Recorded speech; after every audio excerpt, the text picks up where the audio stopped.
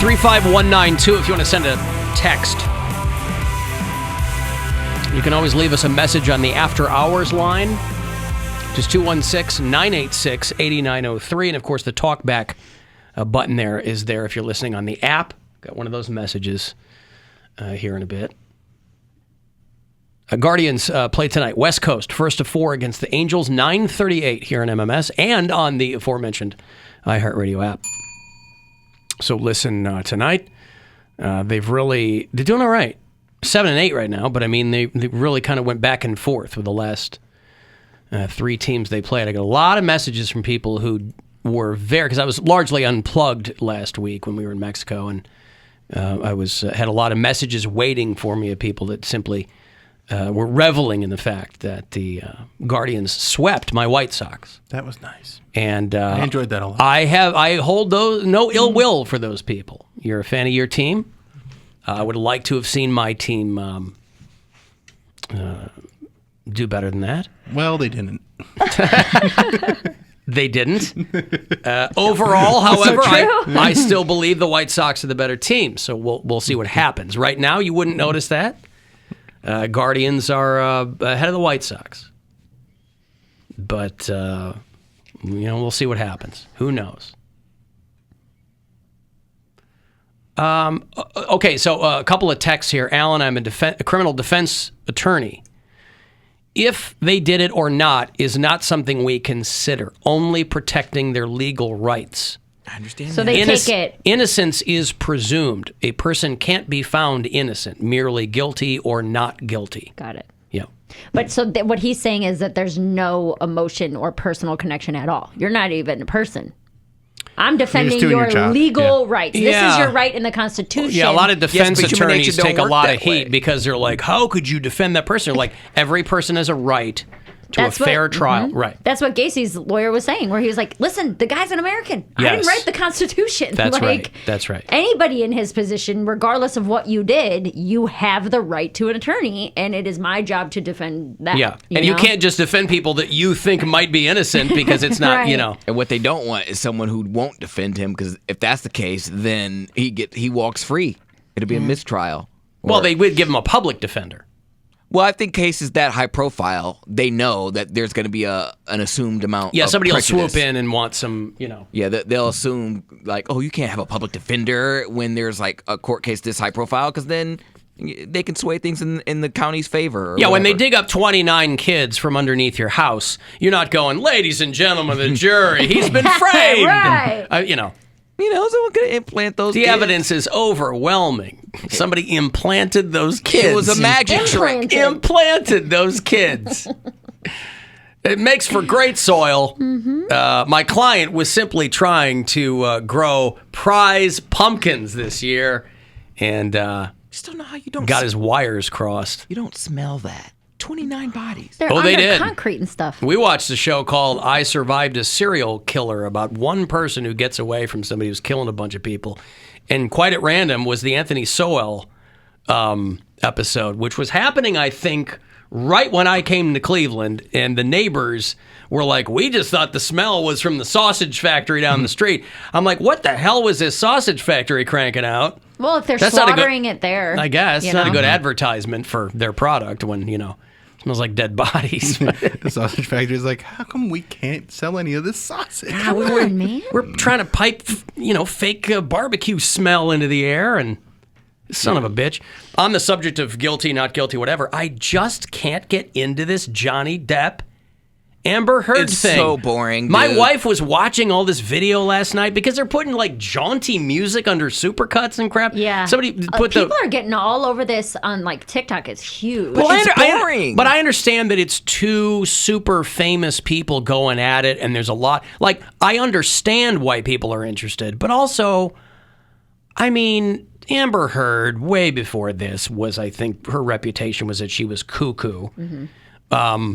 But I do like anytime they're in court, by the way. Johnny Depp looks like, Keith Richards. But like Amber Heard. No, he doesn't.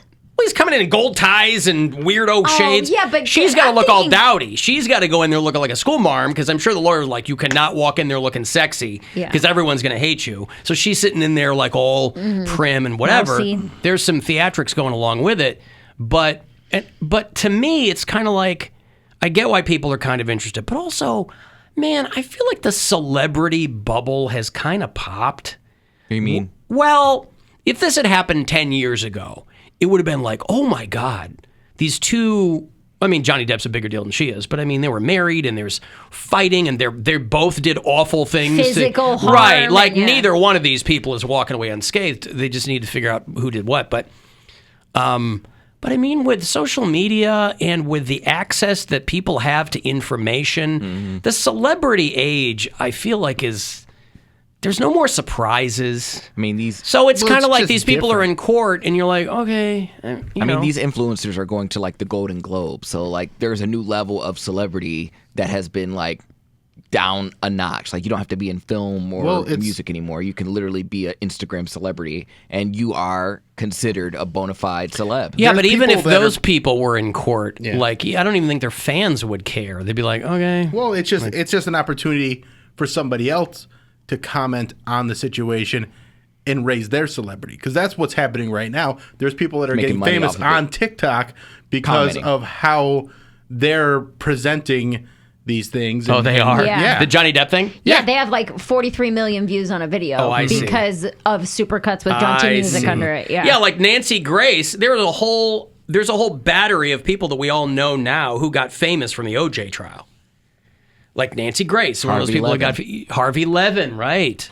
But like, I just feel like Johnny Depp, he feels like this is his saving grace. He feels like his reputation has been so damaged that he can't do any wrong. Like, so whatever happens in this trial, he can only go up from here because he has been defamed. I really didn't even know what was going on about him being defamed. Like, I know he lost a movie because of it. Well, she said he beat her up.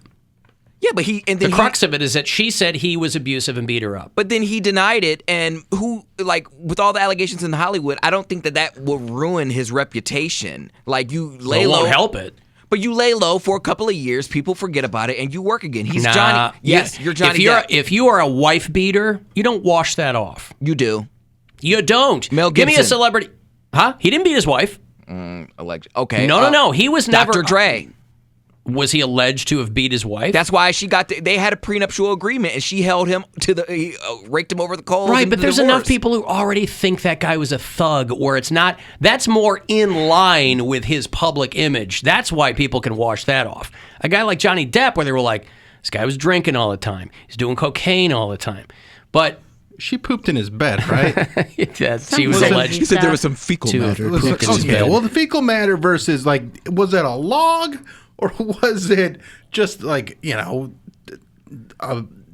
she trusted a fart? You gotta have one brewing and plan that out. That's got to be a premeditated log, right? Like that's what I'm saying. Like if it's a log in the bed, that is really, really upsetting. But like, if somebody has a little fart that gets out of hand. But that's different. Here's one of these supercuts that's making the rounds where people are chuckling because he's talking about drinking and doing drugs and stuff. And they put like the old Wii music under it, the Nintendo Wii. Remember that music? Yeah. If you ever had a Nintendo Wii, it was like while you were getting your me together, your avatar, there would be this weirdo music. And that's what's going under some of these. You were drinking pretty heavily. Were you there? Let's pull up Exhibit 500, please. Yes, I'd like to see who I lied to. Can't say that you carried cocaine in that box? No, but it looks like it would fit some cocaine. People are like, it does look like it would fit some cocaine. Johnny. Once gave Marilyn Manson a pill so that he would stop talking so much. You poured yourself a mega pint of red wine, correct? A mega pint? Yeah. Sometimes drink whiskey in the mornings too, right? Isn't happy hour anytime? Happy hour is anytime, that's right.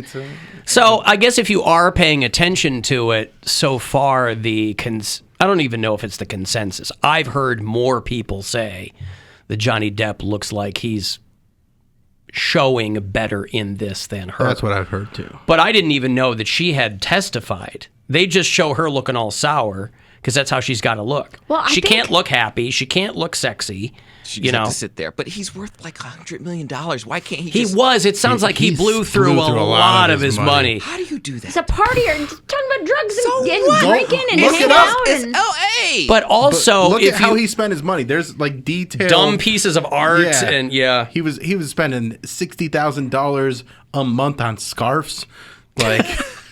I mean, you think Steven Tyler would have told him to steer clear of that whole thing? Don't fall down that scarf hole, man. Nope. You'll never come back.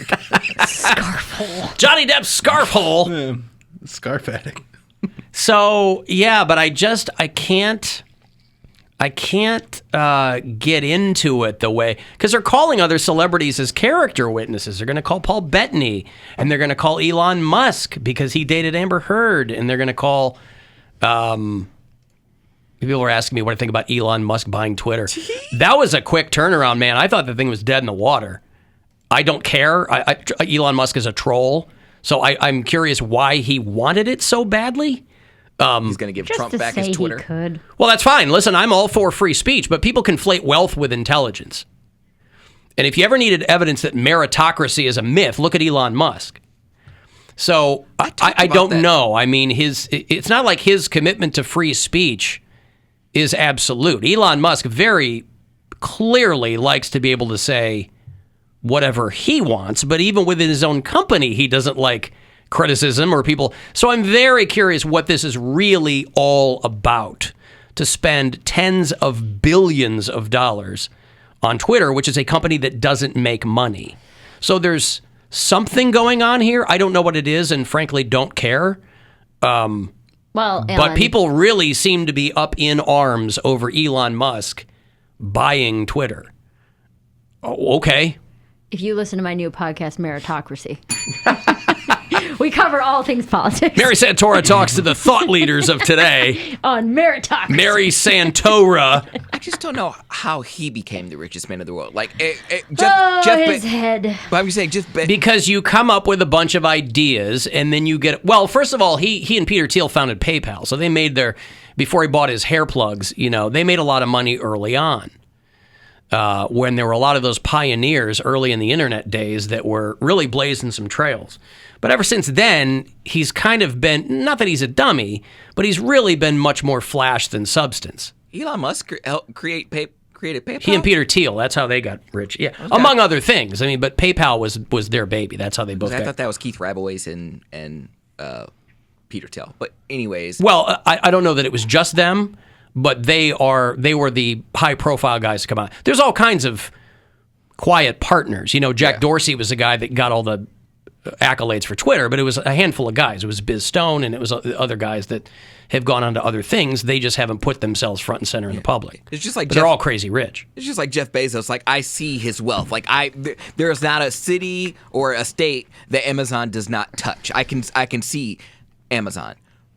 As far as Tesla goes, I don't know. I can't think of like my closest 10, 20 friends that have a Tesla. So for his but he didn't get rich. He didn't get rich selling cars. Okay, I thought that's what it was. They got rich. No. They got rich selling carbon credits to other states, and when that runs out, then you got to make your money selling cars. And he's not making his money selling cars. So I don't know. What's a carbon credit? Look it up. I'm not. I'm going to bore everyone to death. If I explain because I felt stupid as usual, but we'll just brainwash you with some knowledge later. We'll implant your brain with some knowledge. We're going to plant your brain like Gacy implanted those kids in the crawl space. Wow. But let me play a message here. This is off the talkback button. If you listen to the show on iHeartRadio on the app, there's a little red button there now where people can leave messages anytime they want. Alan Cox Show is terrible. Now, this guy is a huge fan of the show, right? From Pittsburgh. Clearly. I don't know. Hello! Did you hear about Alan Cox Show? Yeah, I don't know where he's from. Alan Cox Show is terrible. That's why he's not syndicated. Every 10 minutes, it's a bleep or a beep or just, you can pick it out every day. Alan Cox Show sucks. They can suck a suck many. There you go. So again, that's the whole thing. The people have spoken, yeah. Well, what about the bleeps? I was going to say, I hope the irony is not lost on him that there's a reason that, first of all, I don't know what he means by the bleeps, but then he goes on to where I have to bleep him. Listen, I've asked this company for a long time, how come I am not syndicated? And finally, I find out it's because I suck. But thank you. I don't know who that is, but that talkback button is always available to you on the iHeartRadio app. People think syndication is the end-all, be-all.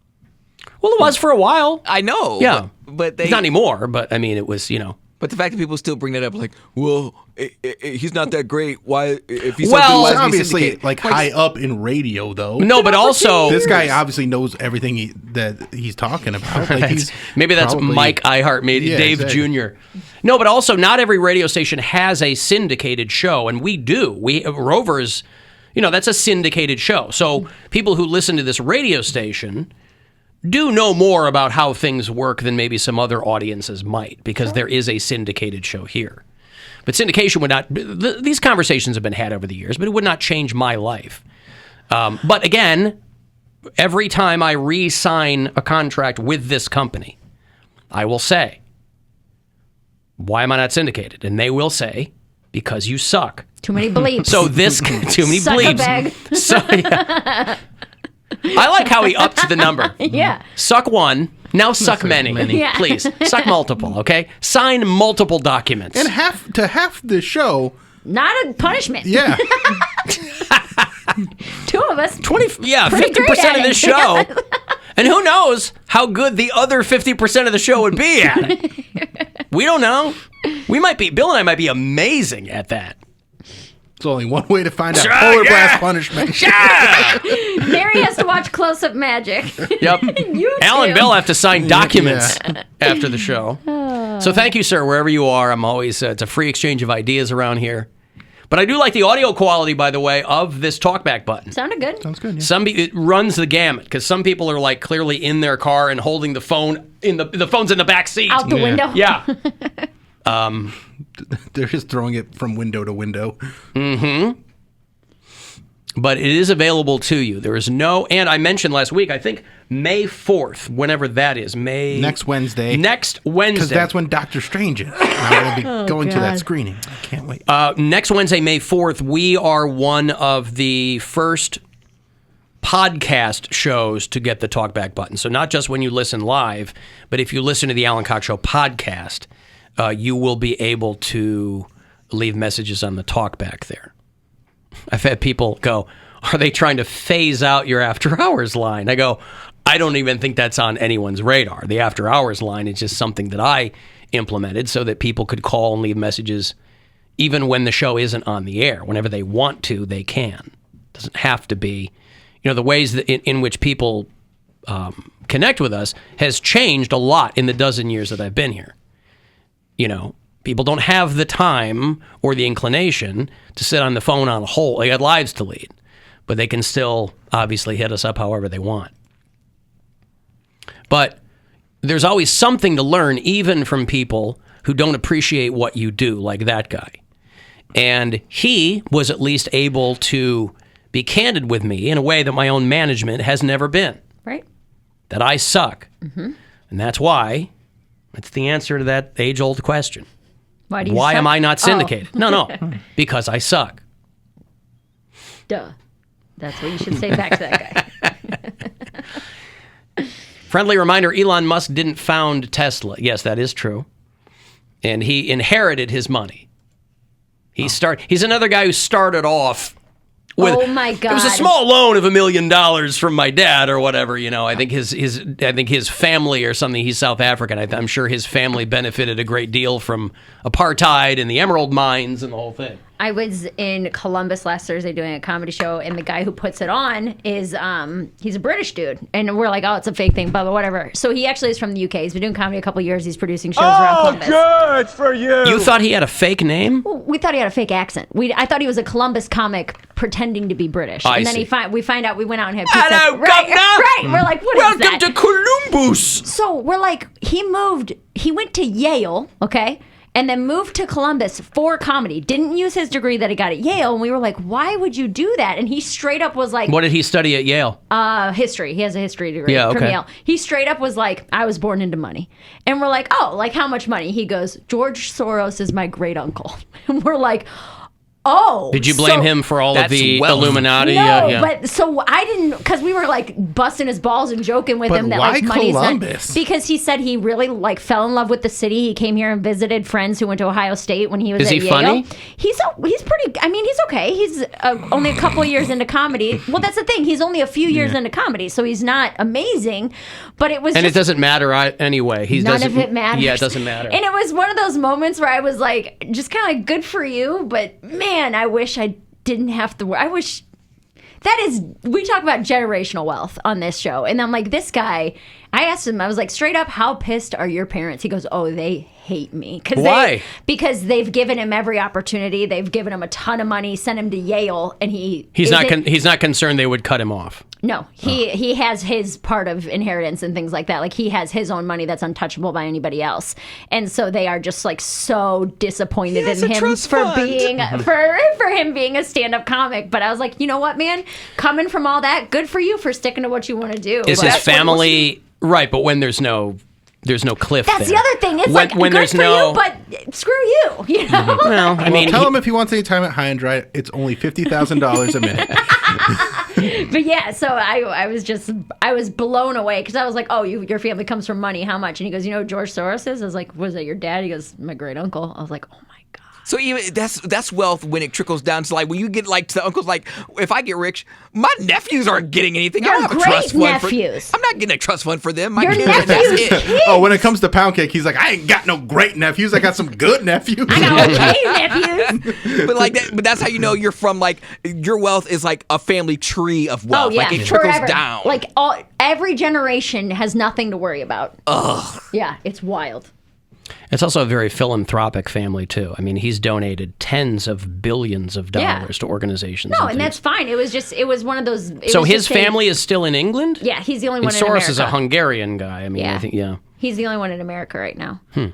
But it was one of those, I've never met someone... He's probably the richest person I've ever met in person. You know what I mean? Like, but does he... Or his family. How well does he know his great uncle? Because he lives here. Soros lives here. I didn't get that far into it. But we kind of let him offer up the information. Wouldn't it be amazing if he was making all of that up? He could be. Like he's British, obviously. But how'd you end up in Columbus? I met some people who went to Ohio State, and it seemed really cool. And he stayed there, and he doesn't have to worry about a job. He just does comedy. And he didn't have security around him. Did he have millions himself? I don't know. I didn't Poundcake ask how much everybody money he has had in security. his bank account. He thinks everybody's walking around. Followed me out to my car. Poundcake's about to go kidnap him. The way he put it on was, I don't have to worry about anything. For the rest of my life, I'm fine. How old of a guy is he? He's younger than me. He's like mid to late 20s. I want to say like 26, oh, so 27. he didn't have kids or anything like that? No, he's like 26, 27. So he already has an agent at Gersh at like one of the highest. How? I'm assuming money. Duh, connections. But you don't just buy an agent. Yes, you I do. think you can Yes, you because do. he's only a few years into comedy and has better representation than most people who've been doing it 15 years. But what I'm saying is you can... Okay. Money equals connections. No. That's what I was thinking too. It equals access, but he still has to get a gig. Does he? Yes. If your parents are like, hey, if he hire goes, our guy. No. He's paying a manager or whatever. He has paid... An agent, not a manager. He's paying an agent. Yeah. 10%. He doesn't care about that. They don't care because they're going to take his 10%. But they still have to put him up for things. I think they're putting him on I think the agent is on a retainer. That his parents or his family or someone paid this agent because he's not like working clubs. But he's that's what I'm not out saying. touring. But so that's why I'm like, how did this happen? Is it like a commercial agent or no? This is a stand-up comedy agent. But what I'm saying is they're paying him. They're paying an agent to not do anything. I think they you don't want, have flat rate. I feel like this dude's a liar. He might be a liar, but I think he's they a liar. want him to look like we sent our son to America and to go to Yale, and now he's killing it with an agent, and he's in this comedy business. But you still have to be funny and get gigs. I know. I'm just saying, I met a very interesting person. That's where the democracy happens. Is it doesn't matter how rich you are. If you're not funny, no one's going to book you. Doesn't matter if you have an agent. I mean, he's not unfunny, but he's just a newer comic. Does that make sense? He's not as polished and determined. I'm just not curious why anyone at that level would pay an agent. His parents did. But if they want to brag on him. No, but you just said they hate that he's a comedian. So they're like, if you're going to do this, we need to at least have something to brag about. Let's say that you're represented. Yeah, that's Let's not pay how off this representation agent. works. You can't just walk up and be like, hey, represent my son. I'll give you $50,000 or whatever. I don't think so. I mean, $100,000. when my agent was alive, I mean, I paid him 10%, but he was my guy who would pitch me for things and, So, listen, any agent will go, yes, I'll take, but it's 10% of what you make. I understand how a regular agent works. Right. I think they're backdooring it. I think they're giving him money just to represent him. To say, hey, put this guy on your roster. We will give you money. But then they have to represent him. Sure. They got to put him up for stuff. But they don't. But if they're making money from him not doing anything, you know what I mean? If I'm writing you a check every single month, you don't have to do anything. That's what I just said. Why would anybody give them money to not do anything? So that they could brag about their son in America. But they could do that for free and nobody would know the difference. They could go, if our son hasn't... the website and now he's listed. Now there's proof. Is he on the Gersh website? I didn't check. Again, she has no follow-up. This huge story questions. didn't even go to the... Oh, God. All right, listen. I got to get the hell out of this. Hey, Gabriel Iglesias, he has an agent. And his agent is bringing him to MGM Northfield Park, August 12th. If you're a Fluffy fan, I'll have a couple tickets for you after the break. And then 5:30, I'm way late here. Another chance for you to grab $1,000. So listen for the next chance for you to go fund to yourself. The Alan Cox Show.